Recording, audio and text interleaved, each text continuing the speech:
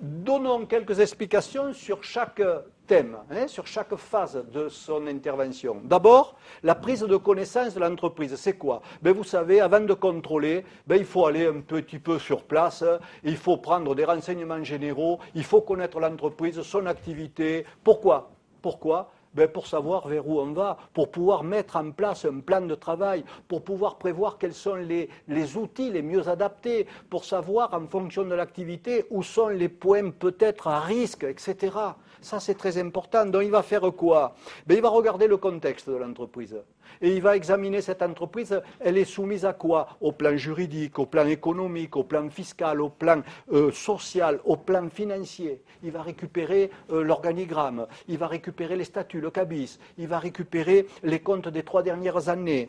D'accord? Il va identifier les risques, se faire une idée, et pour préparer un programme de travail. Et choisir les outils les mieux adaptés. Bien.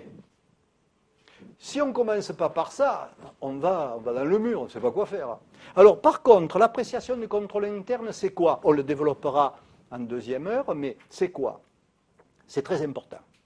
Au lieu de se précipiter sur les comptes, il faut avoir une idée précise sur l'organisation de l'entreprise.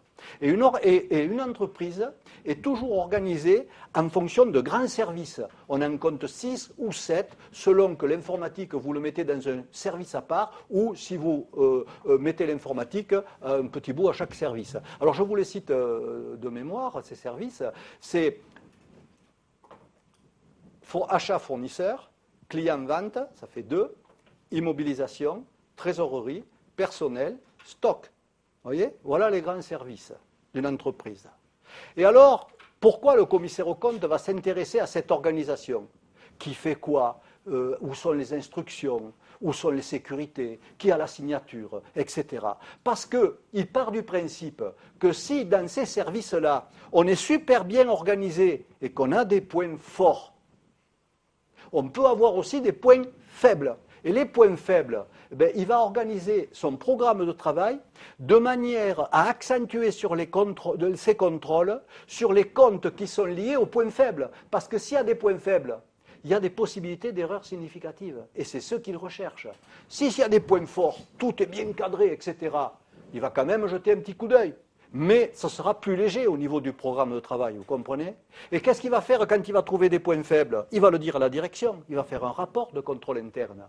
Et puis, des recommandations, et puis il y aura peut-être une incidence sur sa certification, peut-être un refus de certifier.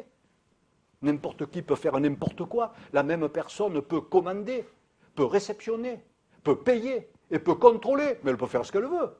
Moi, j'ai trouvé dans une société un jour une personne qui pouvait à la fois faire les bulletins de salaire, les enregistrer et payer avec le chèque. J'ai dit, mais vous pouvez enregistrer un salarié fictif chaque mois ou plusieurs, sans que personne ne le sache. C'est pas possible, ça. Les fonctions fondamentales, il ne faut pas qu'elles soient faites par la même personne. Celle qui commande ne doit pas payer. Celle qui paye ne doit pas contrôler, etc. Vous voyez, c'est très